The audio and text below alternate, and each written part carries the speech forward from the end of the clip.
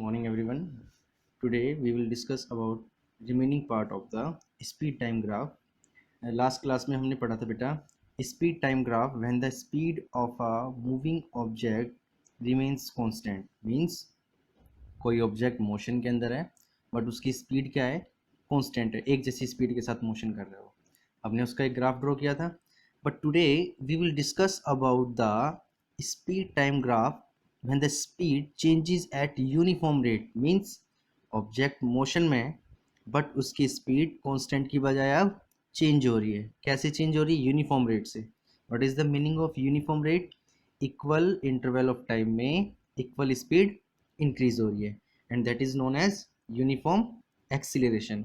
तो सिंपली अगर हम बात करें इस ग्राफ को हम ये भी बोल सकते हैं speed time graph for uniform acceleration. पहले मैं आपको ग्राफ दिखाता हूँ। यहाँ पर there is a graph between speed and time. जो ये एक्स एक्सिस है हमारा, it represent the time. Y axis किसको रिप्रेजेंट कर रहा है? स्पीड को। Is it clear?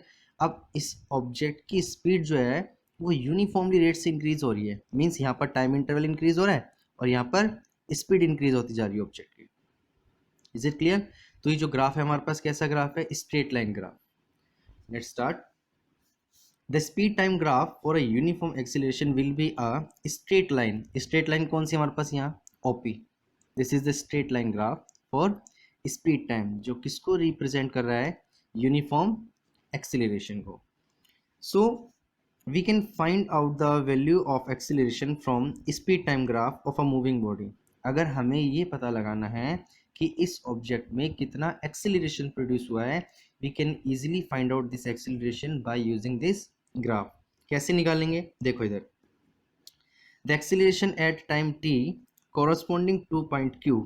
हमें इस q पॉइंट तक निकालना है एक्सीलरेशन। क्यों निकालना है? क्योंकि देखो बेटा o से ऑब्जेक्ट ने मोशन करना शुरू किया, यहाँ से टाइम इंक्रीज होना शुरू हो रहा है और कहाँ तक गया है? वो सिर्फ q तक टाइम इंक्रीज हुआ है। तो o से q टाइम, ये तो हो गया इसका इनिशियल टाइम और ये हो गया इसका फाइनल टाइम।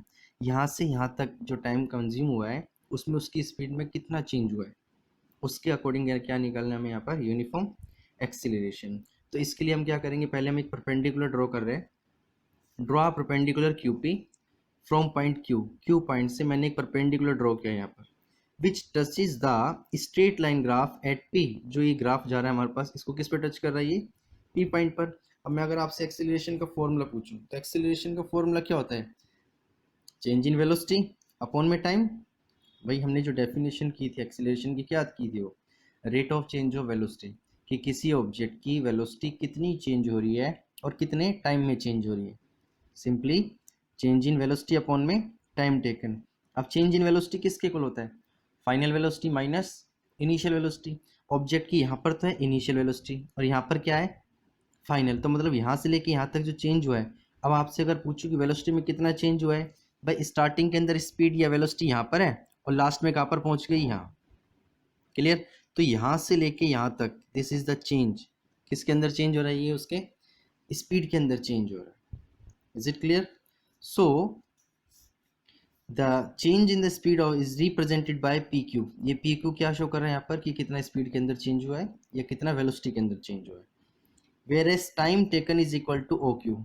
अब ये जो स्पीड चेंज हुई है, स्पीड चेंज होने में कुछ ना कुछ टाइम लगा है। वो टाइम कितना लगा है? O Q.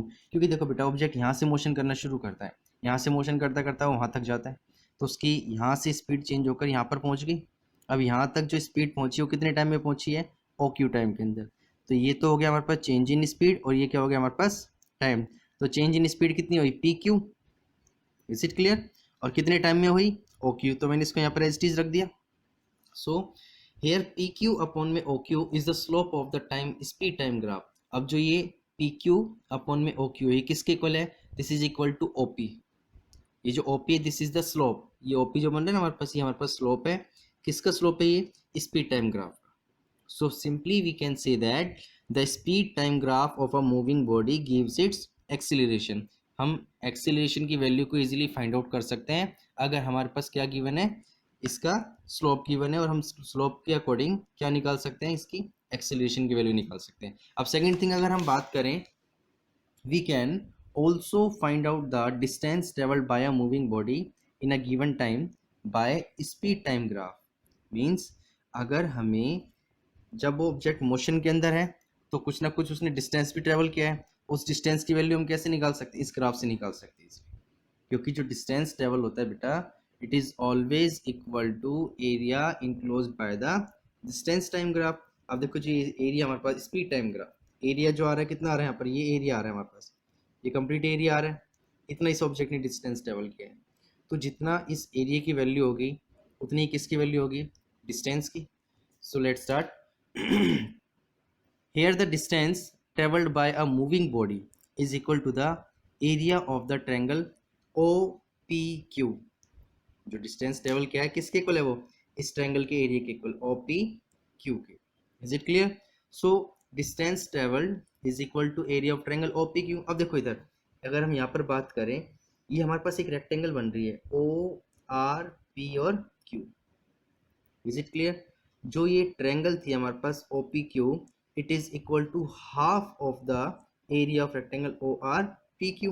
भाई ये जो हमारे पास ट्रायंगल है, ये रिमेनिंग पोर्शन में है, किसके रिमेनिंग पोर्शन की है, इस रेक्टेंगल के रिमेनिंग पोर्शन की। तो हम क्या कंसिडर कर सकते हैं कि इस ट्रायंगल का एरिया इस रेक्टेंगल के एरिया का क्या हो जाएगा, हाफ हो जाएगा। Is it clear? So area of triangle OPQ is equal to half, किसके इक्वल है, एरिया ऑफ रेक्टेंगल ORPQ। अब एरिया ऑफ रेक्टेंगल क्या होता है, लेंथ मल्टीप्लाई ब्रेड्थ। रेक्टेंगल की लेंथ कौन सी है हमारे पास यहाँ पर, OR लेंथ हो गई, और ब्रेड्थ कितनी हो गई इसकी, OQ। तो इसके अंदर पुट कर दो 1/2 OR मल्टीप्लाई में OQ। इससे हम क्या निकाल सकते हैं कि ऑब्जेक्ट ने कितना डिस्टेंस ट्रेवल किया है। जब आपको क्वेश्चन करोगे तो इसमें आपको ये वैल्यूज गिवन होगी, आप इसमें पुट करके डिस्टेंस की वैल्यू फाइंड आउट कर सकते हो। Is it clear? So in a speed time graph of a body, a straight line sloping upward, देखो इसको बोलते हैं स्लोपिंग अपवर्ड, जो ऊपर की तरफ जा रही है, दिस इज स्लोपिंग अपवर्ड। ये किसको रिप्रेजेंट करती है, हमेशा यूनिफॉर्म एक्सेलरेशन को। Is it clear? और दूसरी अगर हम बात करें स्पीड टाइम ग्राफ में, जो स्लोप होता है अगर वो डाउनवर्ड जा रहा है, कहाँ पर जा रहा है, डाउनवर्ड। डाउनवर्ड का मतलब समझते हो, मीन्स स्टार्टिंग में तो इसकी स्पीड ज़्यादा है यहाँ पर, और यहाँ पर इसकी स्पीड क्या हो गई, कम हो गई, तो डिक्रीज इन वेलोसिटी। आपको पहले मैंने टॉपिक बताया था, अगर वेलोसिटी इंक्रीज हो रही है तो एक्सीलरेशन, और अगर वेलोसिटी डिक्रीज हो रही है तो उसको क्या नाम देते हैं हम, रिटार्डेशन। सिंपल। तो अगर ये स्लोप डाउनवर्ड जा रहा है तो it represent the uniform retardation, और अगर ये स्लोप हमारा अपवर्ड जा रहा है तो ये किसको रिप्रेजेंट करेगा, यूनिफॉर्म एक्सीलरेशन। सेम थिंग इसके अंदर ही कहा गया है, इन a speed time graph of a body, a straight line sloping downward indicate the uniform retardation। Is it clear? I hope कि आपको ये दोनों टॉपिक समझ में आए होंगे। इसको एक बार रिवाइज करना अच्छे से, मैंने इसी के बेस पर आपको एक बार यही टॉपिक लर्न करने के लिए दिया और यही टॉपिक आपको रिवाइज करने के लिए। Is it clear? इसको अच्छे से ग्राफ को ड्रॉ करना, और अगर एक्सरसाइज के अंदर कुछ क्वेश्चंस आपको बुक्स में मिलते हैं तो उसको क्वेश्चन को सोल्व करेंगे, अदरवाइज ये ग्राफ का एक लास्ट टॉपिक इसका आपका रिमेनिंग है जो हम नेक्स्ट क्लास के अंदर करेंगे। उसके बाद हम ग्राफिकल बेस के ऊपर बेटा क्वेश्चन सोल्व करेंगे। Is it clear? Thank you, God bless you, stay home, stay safe.